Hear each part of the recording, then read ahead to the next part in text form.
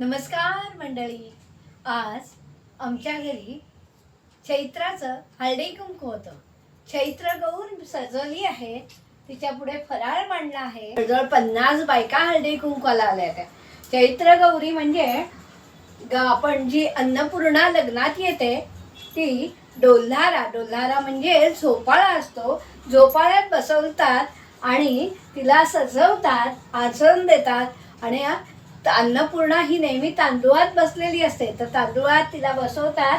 आसन तांदूळाचं असतं आणि चैत्र गौर म्हणून तिची आज पूजा करतात. गजरा घातलाय फुलांचा, द्राक्षांच्या माळा लावले आणि आंब्याचं पन्ह, आंबे डाळ करतात आणि हरभरे भिजवून त्यांनी ओटी भरतात. दिवे लावतात. लामण दिवा आहे, समई आहे. इकडे माझ्याकडे पारंपरिक पद्धतीच्या दिवे आहेत, ते सगळे मी लावलेत. समई छोटे छोटे. आणि हे अन्नपूर्णा देवी आहे, म्हणजे अन्नाचं तिथे महत्व आहे. म्हणून चैत्र गौर सर्वांना सुखी राहण्यासाठी हे अन्नदान थोडक्यात असतं. म्हणून भिजवलेले हरभरे पौष्टिक असतात, म्हणून ओले हरभऱ्यांनी सवाष्णीची ओटी भरली जाते. सवाष्णीला पन्ह दिला जातं, आंबेडाळ दिली जाते आणि फूल देतात आणि अशा प्रकारे स्वागत करतात सुवासिनीचं. अशी ही हरभऱ्यांची ओटी, अत्तर लावलं जातं, गुलाब पाणी शिंपडतात. खोबऱ्याची खिरापत दिली मी आज आणि आंबेडाळ डिशमध्ये दिली आणि ओल्या नारळाच्या करंज्या केल्या होत्या. जवळजवळ 50 बायका आज सुवासिनी माझ्याकडे हळदी कुंकवाला आल्या होत्या.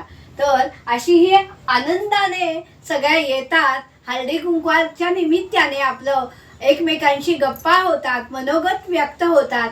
तर ही चैत्र गौरी म्हणजे नव्या वर्षाची सुरुवात असते आणि सर्वांनी अन्न व्यवस्थित जेवून यावं, सुखी राहावं आणि आपल्याला ताकद यावी म्हणून हा चैत्र गौरीचा फराळ करण्याची पद्धत आहे. केलाय, श्रीखंड आहे, बासुंदी केली आहे आणि पुरी आणि करंज्या केलेत, बिरगुंड ठेवले, आळू वडी केली. जे जे काही आपल्याला आवडतं ना तेच देवीला आवडतं, म्हणून जे आपल्याला आवडतं ते देवीला फराळासाठी करतात. अशा प्रकारे आम्ही हळदी कुंकू केलं. बाहेर रांगोळी, इकडे रांगोळी आणि घर सुशोभित करून ही चैत्र गौर मस्तपैकी स्वस्त करता का आणि कशा पद्धतीने करता ते मला नक्की सांगा.